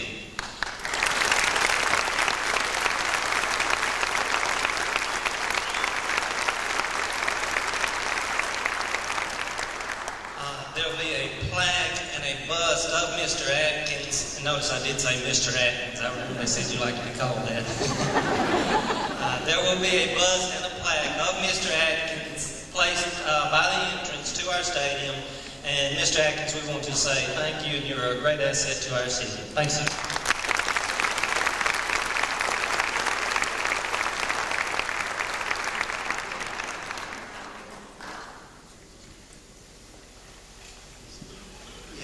Been a slight change in the agenda. Next, Ms. Martha Hawks, the mayor of the city, is to come forth with a presentation.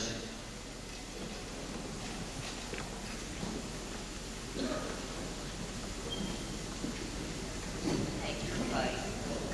This crowd is great. This last call is great. Give it a thing.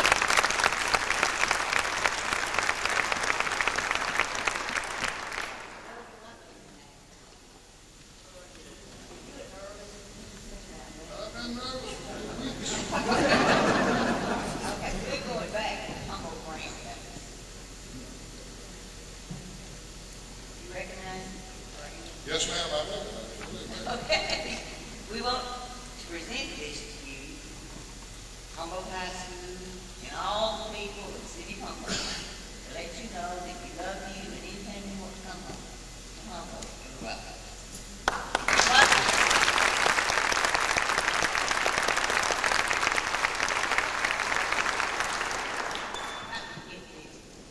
I was in Nashville today. This is a small world, you know. I met this man, and he said, my job and you two was to keep Doug Atkins in school. Well, he didn't do too good a job on it. We do love each other. Thank y'all.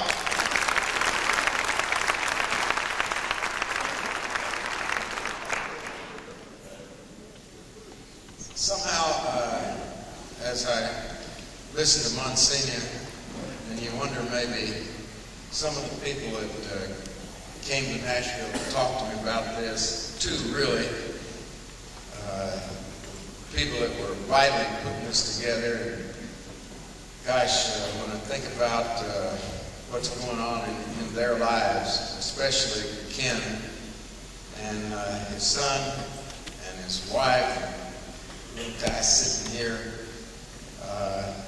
reminds me of the story of an Irish tenor who got up to sing.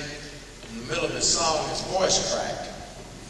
And he sat down next to the priest, and the priest looked at him and said, everybody clapped for him, and he said, never they mind, lad. he has done the best, but the fellow would ask, he ought to be shot. And Ken Lucky and Sonny Herndon came to Nashville and said this is what they want to do and what do you think about it? And, man, I said, that's great. And that's the way I feel about the whole evening. Again, a once-in-a-lifetime occasion, honoring a super person, friend, and football player. And at this particular time now, we want to have special presentation and remarks by Ralph Jones, Jr. Ralph.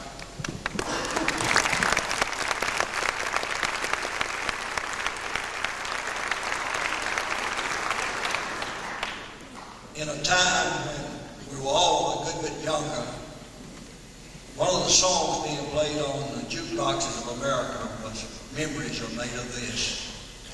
We have here again, we have a collage presenting Doug of his athletic career.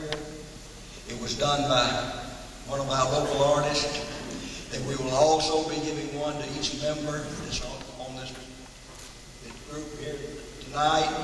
They will be mailed to you. They're too big to carry back on an airplane. But Doug, this is from the people of Humboldt, from the Booster Club, and we want to say, every time that you people look at this, we hope it brings back good memories. Memories of good friends, memories of a great team, and memories of a great town in Tennessee called Humboldt. Thank you for being here, fellas. Thank you for bringing good memories not only to Doug, but to all of us.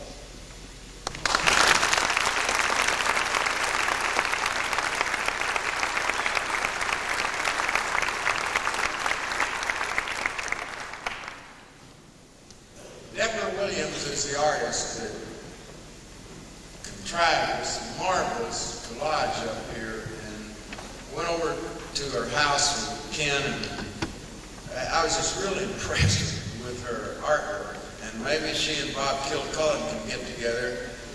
Bob is an artist, as I mentioned before when introducing him, and he's done a lot of athletic artwork as well as being a professional football player. Our next on the list is the results of the silent auction. All of the guys that were here signed footballs, and it should be a tremendous memento this evening. And the footballs were footballs to be autographed. Some footballs are very difficult to sign. The ones with pebble grain on them, you just can't see what a person's written. But these are footballs with white. Some of you may not even know there was a silent auction. I hope all of you did know that and had a chance to bid on that. And so at this time, we're having Gary Caraway come and give the results of the silent auction. Gary? Thank you. I have names here of the individuals who gave the highest bid for the footballs in the silent auction. When I call your name, if you would please stand where we might recognize you. Then after the roast is over, come by the table where we set up out in the hall, and you pick it up. Get even, of course. Also, the print that we got out here tonight, we have copies of those available. A few more of those available. It was a little late getting here because everybody hadn't signed it, so you can come by and see those.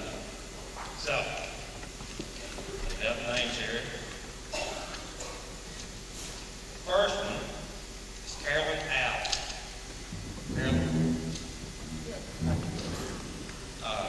Jerry Key. Jerry Key. Thank you, Jerry.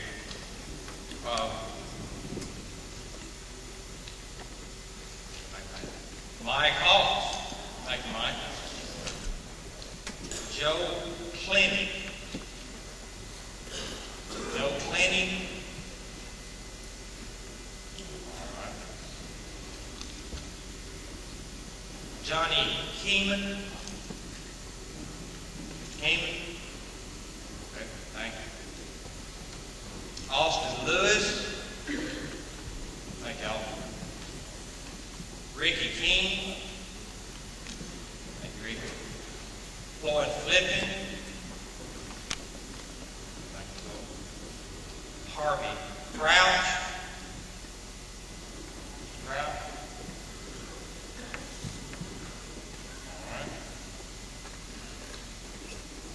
Scott. All right. If you all come back by the table when we finish tonight, give you football. Thank you.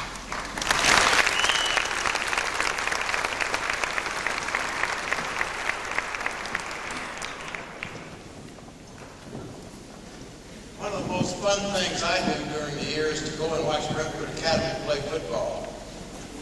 And you don't have to boo, but all you have to do is catch up with them. And I understand you have a coach here, and I met him the other day when I was here for the Rotary Club talk, and I've heard nothing but great remarks about your high school football coach here, Coach Jack Kane. And at this time, let's give him a hand.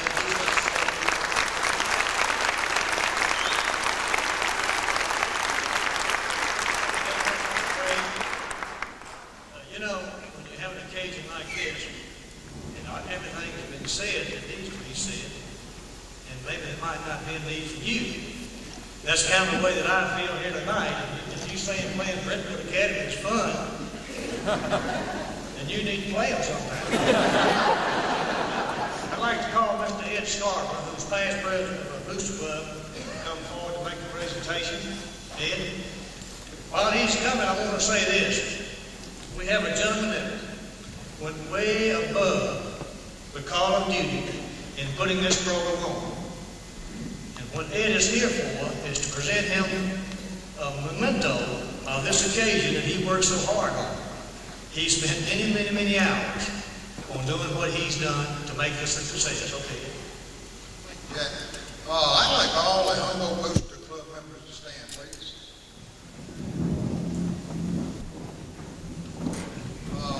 This time we'd like to recognize, I'll just read it, it says, presented to Ken Lucky, grateful acknowledgement for your contribution toward making Doug Atkins Day a great success. Your hard work, devotion, and appreciation by the citizens of Humboldt, presented by the Humboldt Booster Club, March 10th, 1994.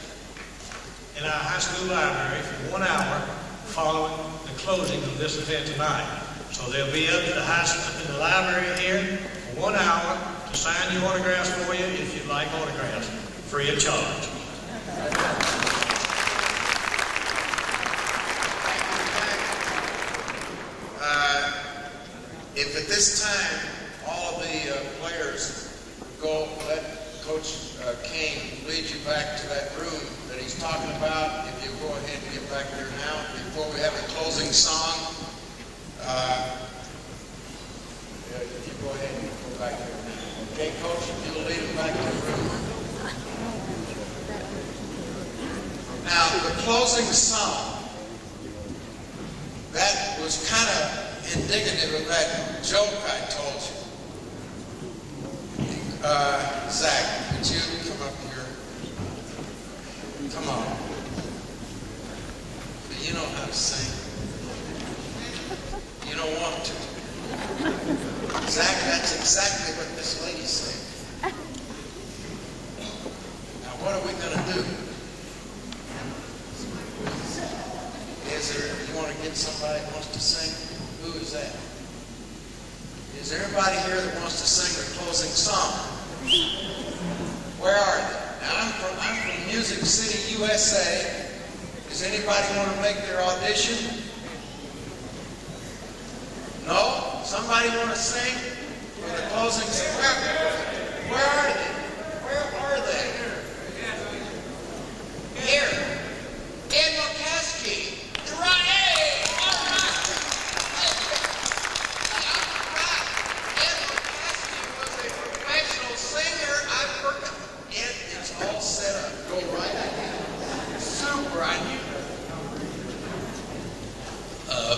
Where's the band? I know a song that none of those players know. And Coach Hallis used to have a lot of fun by walking into the locker room and saying, I'll give anybody $100 who can sing the Bear Fight song. And they could never sing it. And one summer, before they went to training camp, two of the wise guys learned the song. And of course, that year he never made the offer. When I met Coach Hallis's daughter, only daughter, I was a saloon singer in Philadelphia. And when he heard that his daughter was dating a saloon singer, he got very perturbed. And he sent two guys to investigate. One was Bert Bell, the commissioner of the National Football League, and the other one became my dear friend, Art Rooney, who, after they investigated me, said, "You're okay, we checked on you," and whoever said Hallis was an angel. So that's how I got past muster, and led me into a wonderful life, which was a lot better than singing for $100 a week. And anyhow, I'm going to try one. Bear down, Chicago Bears, make every play pave the way to victory. Bear down, Chicago Bears, put up a fight with a mind so fearlessly. We'll never forget the way you thrilled the nation with your T formation. Bear down, Chicago Bears. Oh, you'll be wearing the crown. You're the pride and joy of Illinois. Chicago Bears, bear down.